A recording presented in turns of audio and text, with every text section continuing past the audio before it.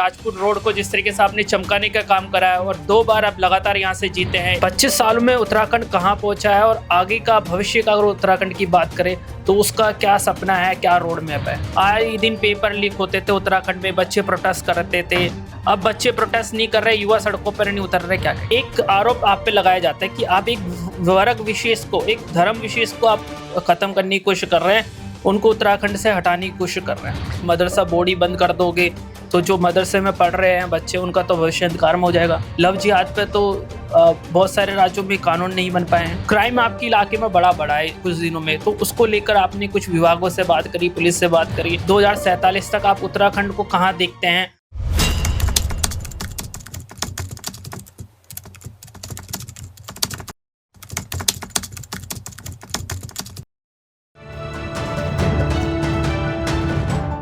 हाल ही में उत्तराखंड में मंत्रिमंडल में फेरबदल हुआ है और कुछ नए चेहरों को मौका मिला है। भले ही वो लोग पहले से काम कर रहे थे, लेकिन धामी सरकार में ऐसे लोगों को एक बार फिर से मौका मिला है। उनमें एक बड़ा नाम जो सामने आ रहा है और उत्तराखंड में हम कह सकते हैं कि एससी कम्युनिटी का सबसे बड़ा प्रतिनिधित्व उत्तराखंड में करने वाले ऐसे और तमाम हम कह सकते हैं लंबे समय से राजनीति में सक्रिय खजान दास जी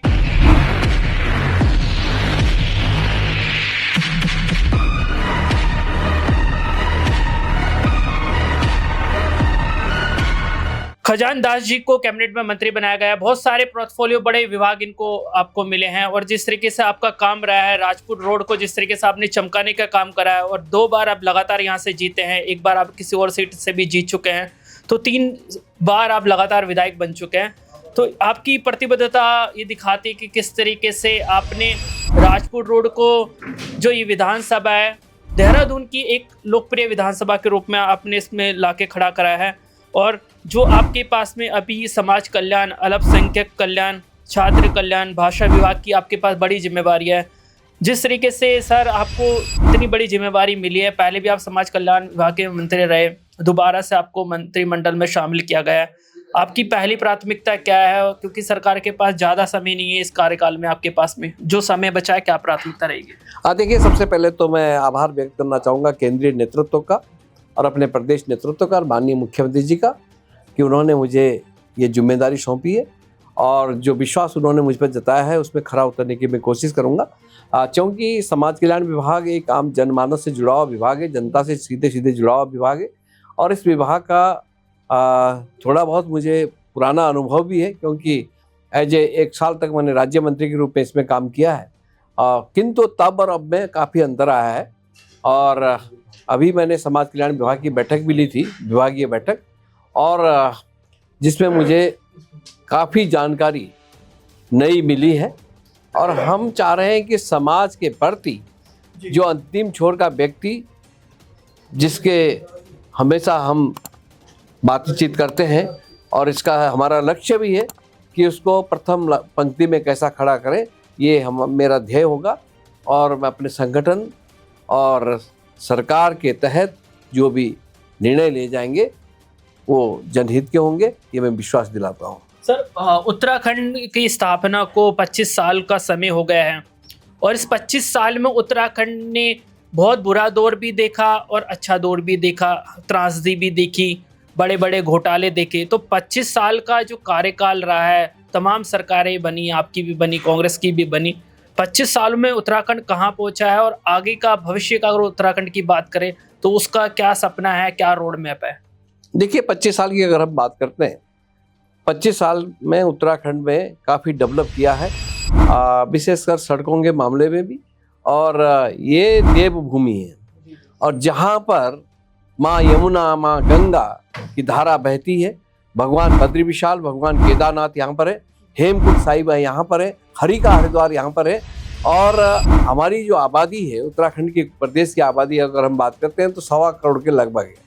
और इसके निमित्त जो विकास के कार्य जो हमने, चाहे किसी भी की सरकार रही हो, सब ने अपनी अपनी तरफ से कोशिश की है, किंतु पुष्कर सिंह धामी जी के नेतृत्व में जो सरकार जो काम कर रही है, मैं इसकी सराहना करूंगा और माननीय मुख्यमंत्री जी को दिल की गहराई से धन्यवाद ज्ञापित करना चाहूँगा कि कुछ कार्य प्रदेश हित में उन्होंने अच्छे कानून बनाए हैं। यूनिफॉर्म सिविल कोड भूतो न भविष्य, ऐसा लगता था जब इसकी घोषणा 2022 में की गई तो हम लोग भी अचंभित हो गए कि हम इसको धरातल में उतार पाएंगे कि नहीं।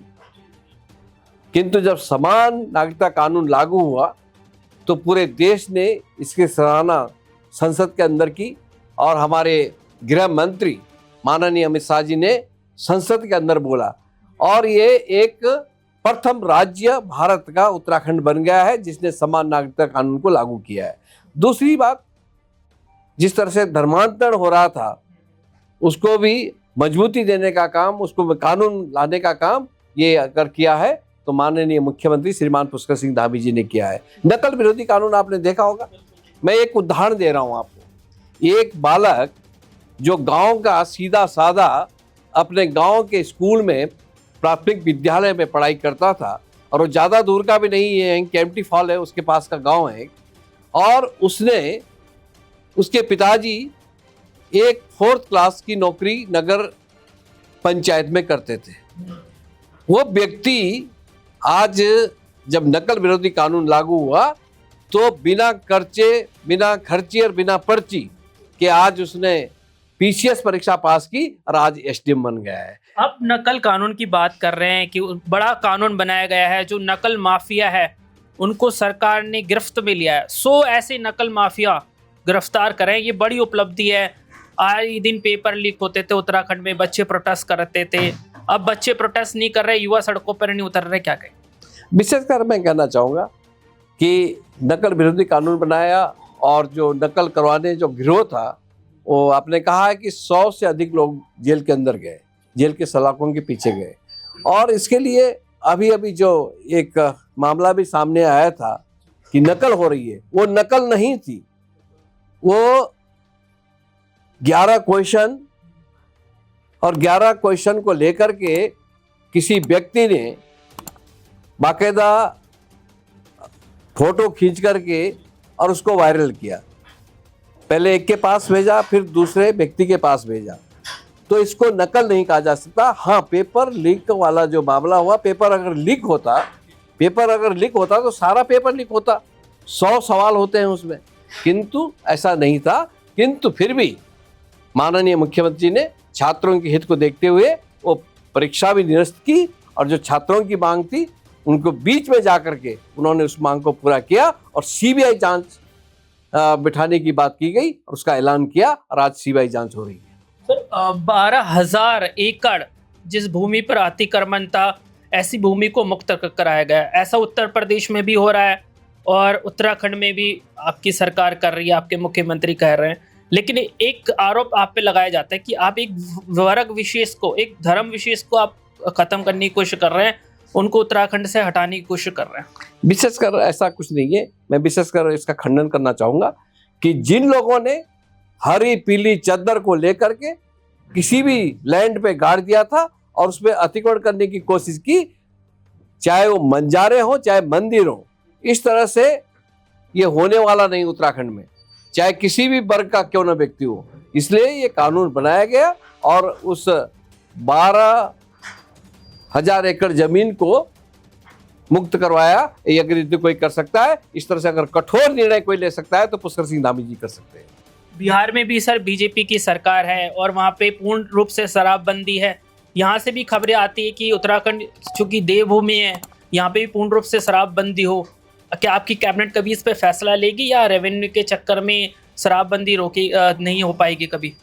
देखिए, मैं विशेषकर इस विषय को कहना चाहूँगा कि हमारा जो राजस्व है, हमारा खनन है, हमारा शराब भी है, इसको लेकर के राजस्व भी आता है और अन्य भी संसाधन है, पर्यटन को लेकर के भी।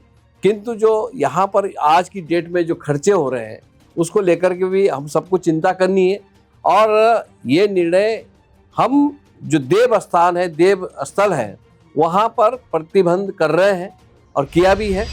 चाहे आप यमुनोत्री जाइए, गंगोत्री जाइए, केदारनाथ जाइए, बद्रीनाथ जाइए, यहाँ पर ये पूरी तरह से प्रतिबंधित है। किंतु राजस्व को बढ़ाने के लिए अभी इस तरह का प्रयोग कर रहे हैं। अगर आवश्यकता पड़ी और जो जनता चाहेगी वो जनता के तहत फैसले लिए जाएंगे। सर, मदरसा बोर्ड आप क्यों बंद कर रहे हो? साफ तौर पर मदरसा किसी एक विशेष धर्म से जुड़ा हुआ है और लोग कहते हैं कि मदरसे में अच्छी तालीम दी जाती है। आप मदरसा बोर्ड ही बंद कर दोगे तो जो मदरसे में पढ़ रहे हैं बच्चे, उनका तो भविष्य अंधकार में हो जाएगा। देखिए, मदरसा बोर्ड बंद नहीं हुआ है। 452 मदरसे पूरे प्रदेश के अंदर चल रहे हैं इस समय, किंतु उन मदरसों को बंद किया है जो अवैध तरीके से काम कर रहे थे, उसके दूसरी ट्रेनिंग दी जाती थी, उनको आतंकी बनाने की कोशिश की जा रही थी। ऐसे मदरसों को हमने बंद करने का काम किया है, और यदि किसी ने किया है वो पुष्कर सिंह धामी जी ने किया है। सर, यूसीसी पर सबसे पहला कानून आप लोग लेकर आए, लव जिहाद पर भी कठोर कानून उत्तराखंड में है। बाकी बीजेपी की सरकारें और भी राज्यों में हैं, वहाँ पर ऐसे कठोरता से ऐसे कानून नहीं आ पा रहे हैं। यूजीसी का इम्प्लीमेंटेशन भी कुछ राज्यों में नहीं हो पाया है। लव जिहाद पे तो बहुत सारे राज्यों में कानून नहीं बन पाए हैं। देखिए, मैंने कहा ना कि माननीय मुख्यमंत्री जी ने जब इस कानून को लागू करने की बात की तो यहाँ पे पता तक नहीं हिला, और इसका असर पूरे देश में पड़ा। और आज गुजरात दूसरा राज्य यूनिफॉर्म सिविल कोड के लिए जाना जाएगा, क्योंकि वहाँ की विधानसभा ने इसको पारित किया है और वो वहाँ पे भी कानून बन जाएगा। ये बहुत बड़ी उपलब्धि होगी। इसलिए एक मैसेज देने का, जब गंगा बहती है गंगोत्री से तो पूरे देश को सिंचित करती है, इसलिए माननीय मुख्यमंत्री जी ने जो निर्णय लिया है, माननीय प्रधानमंत्री जी ने भी उसकी सराहना की और माननीय गृह मंत्री जी ने भी उसकी सराहना की। और मैं चाहता हूं कि ये कानून बहुत ही अच्छा है, और वो भी संविधान के दायरे पे रह करके, जो संविधान में लिखा है, बाबा साहेब अम्बेडकर ने जो उस समय संविधान बनाया, एक संविधान कमेटी ने जो संविधान को तैयार किया, उसके अनुच्छेद में ये व्यवस्था थी, और इस व्यवस्था को लागू करने की आज अगर किसी ने बात की तो पुष्कर सिंह धामी जी ने की। सर, आखिरी दो सवाल। आप राजपुर रोड से विधायक हैं, अभी हाल ही में देखा है कि आपके इलाके में लगातार मर्डर का सिलसिला हुआ। अभी भी हाल ही में एक सेना से जुड़े व्यक्ति का मर्डर हुआ है। क्राइम आपके इलाके में बड़ा है कुछ दिनों में, तो उसको लेकर आपने कुछ विभागों से बात करी, पुलिस से बात करी? क्योंकि आपका जो इलाका है राजपुर रोड बहुत पॉश इलाका है, क्या बोलेंगे? देखिए, जो भी घटनाक्रम हुआ है ये दुखद है, चिंताजनक है, और इसकी मैं घोर निंदा करता हूँ। और जिन्होंने इसको किया है वो लोग जेल की सलाखों के पीछे हैं। और अभी जो परसों ही हाल ही में जो बहुत ही बड़ी दुखद घटना घटी है, उसकी मैं निंदा करता हूँ, और जितनी भी निंदा इसकी की जाए वो कम ही कम है। और विशेषकर माननीय मुख्यमंत्री जी ने एक उच्च स्तर बैठक की है, और कानून कोई अपने हाथ में न ले और कानून के तहत कार्य हो। और जिन लोगों ने भी किया वो आज जेल की सलाखों के पीछे हैं, और जो छूटे हुए लोग हैं उनको भी जल्दी से जल्दी जेल की सलाखों के पीछे में डालेंगे, क्योंकि उत्तराखंड देवभूमि है और यहाँ जो हमारी परंपरा है वो बनी रहनी चाहिए। किंतु कुछ बाहरी तत्व यहाँ पर इस तरह की वारदात देने को जो आते हैं और करते हैं, उनके खिलाफ सख्त कार्रवाई की जाएगी। सर, आखिरी सवाल। बार बार विकसित भारत की बात हो रही है, सरकार बड़े कार्यक्रम कर रही है। विकसित भारत में को लेकर उत्तराखंड का कितना योगदान हो सकता है? आप लोग जिस तरीके से काम कर रहे हैं, 2047 तक आप उत्तराखंड को कहाँ देखते हैं, ताकि भारत का जो विकास की हम बात कर रहे हैं, विकसित भारत की बात कर रहे हैं, वो सपना पूरा हो सके? देखिए, मैं इसके लिए माननीय प्रधानमंत्री जी का दिल की गहराई से धन्यवाद ज्ञापित करना चाहूँगा कि माननीय देश के प्रधानमंत्री आदरणीय नरेंद्र मोदी जी जब देवभूमि में आए, और देवभूमि से उनका विशेषकर लगाव है, और जब वो केदारनाथ जी की धरती पे गए और बाबा की धरती से जब उन्होंने कहा कि ये दशक उत्तराखंड का होगा, और इसके निमित्त ये कार्य भी हो रहे हैं, स्वीकृतियाँ भी मिल रही है। आज मैं बता रहा हूँ उदाहरण के तौर पे कि हम अपने ही राज्य में जब रुड़की के लिए जाते थे या आते थे, वहाँ से 2 घंटे लगते थे, किंतु आज पौने घंटे में व्यक्ति वहाँ पर जा सकता है, पौने घंटे में वहाँ से आ सकता है। हरिद्वार के लिए मैं स्वयं अपना उदाहरण देता हूँ कि जब हम बस में बैठ करके हरिद्वार के लिए जाते थे तो प्रिंस चौक से बैठते थे गाड़ी पे, तो वहाँ जाने के लिए 2 घंटे लगते थे, और आज हम 45 मिनट में पतंजलि पीठ में पहुँच रहे हैं। तो ये क्या कम विकास है? आज चारों तरफ ऑल वेदर रोड बन रही है और सड़कों का जाल बिछ रहा है उत्तराखंड में। आज करीबन 2000 करोड़ की सड़कें स्वीकृत की है, और इसलिए विकसित उत्तराखंड और विकसित भारत जो सपना है नरेंद्र मोदी जी का कि 2047 तक भारत विकसित होगा, और उस सपने को पूरा करने के लिए कहीं ना कहीं थोड़ा सा योगदान उत्तराखंड का भी होगा, ये मैं विशेषकर कहना चाहूँगा। जी, मंत्री जी, आपने लंबी बातचीत करी, और आपका जो हम काम देखते हैं आप जमीन से जुड़े हुए व्यक्ति हो और 24/7 एक्टिव रहते हैं। और बड़ी बात है उत्तराखंड में जिस तरीके से पलायन की हम खबरें सुना करते थे, जिस तरीके से सरकार ने सेल्फी विद विलेज जैसे मूवमेंट चलाए, जहां अवैध अतिक्रमण की बात आई, जीरो टॉलरेंस की नीति सरकार अपना रही है। क्राइम को लेकर भी सरकार लगातार स्ट्रिक्ट एक्शन ले रही है। तो लोकप्रिय मुख्यमंत्रियों में जब भी नाम आता है तो पुष्कर सिंह धामी जी की रैंकिंग, उनकी रेटिंग बहुत ऊपर रहती है और जो उनकी कैबिनेट है वो भी बहुत अच्छा काम कर रही है। जहां हम देखते थे पलायन हो रहा है, उत्तराखंड के लोग दिल्ली महानगरों में आ रहे हैं, वो सिलसिला धीरे धीरे खत्म होता जा रहा है और उत्तराखंड को विकसित भारत का हिस्सा बनाने के लिए, विकसित भारत में उसका योगदान देने के लिए आप तमाम कोशिश कर रहे हैं। आपने हमसे बातचीत करी, आपका बहुत बहुत धन्यवाद। Thank you.